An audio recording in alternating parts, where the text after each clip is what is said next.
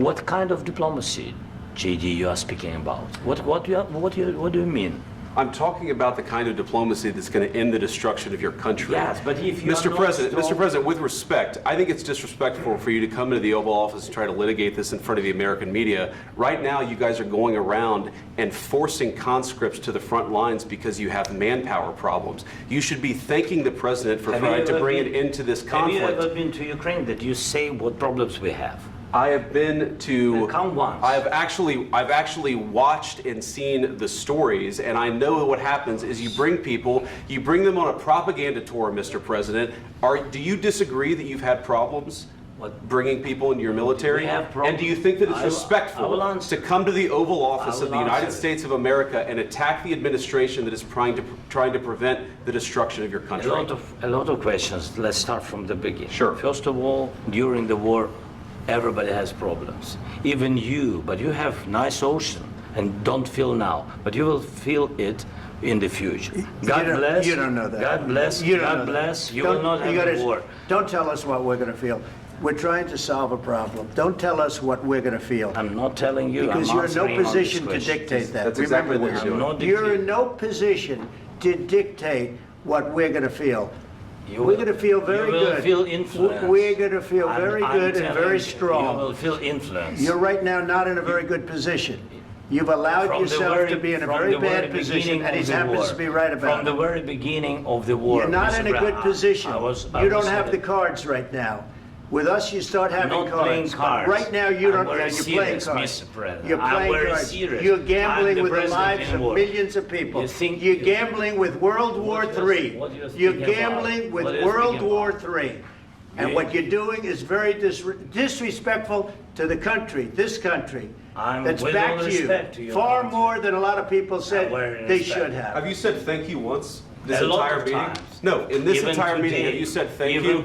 You went to Pennsylvania and campaigned for the opposition in October. Offer some words of appreciation for the United States of America and the president who's trying to save your country. Please, you think that if you will speak very loudly about the war, you can... He's not speaking loudly. He's not speaking loudly. Your country's in big trouble. Can I answer? Wait a minute. No. You've done a lot of talking. Your country is in big trouble. I know. You're not winning. You're not winning this. You have a damn good chance of coming out okay because of us. Mr. President, we are staying in our country, staying strong from the very beginning of the war. We've been alone, and we are thankful. I said thanks you haven't been in this alone. cabinet. You haven't been alone. In this cabinet. We gave you, through this stupid president, $350 billion.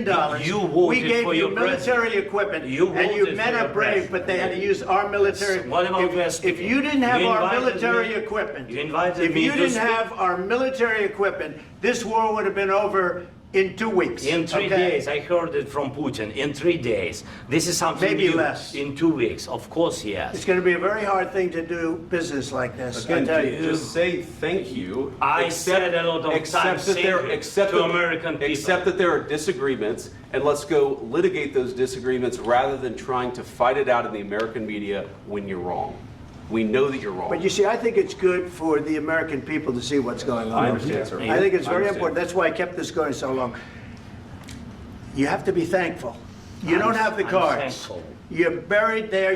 Your people are dying. You're running low on soldiers. Listen, you're running low on soldiers. It would be a damn good thing. And then you tell us, I don't want a ceasefire. I don't want a ceasefire. I want to go and I want this. Look. If you could get a ceasefire right now, I tell you, you'd take it so the bullets stop flying and your men stop getting killed. Of course, we want to stop the war. But you're saying you don't want a ceasefire. But I said to you, I want a ceasefire. With guarantees. Because you'll get a ceasefire faster than an agreement. Ask our people about ceasefire, what they think. That wasn't with me. That wasn't with me. That was with a guy named Biden, who was not a smart person. That was with Obama. It was your president. Excuse me. That was with Obama, who gave you sheets, and I gave you javelins. Yes. I gave you the javelins to take out all those tanks. Obama gave you sheets. In fact, the statement is, Obama gave sheets and Trump gave javelins. You got to be more thankful, because let me tell you, you don't have the cards. With us, you have the cards. But without us, you don't have any cards.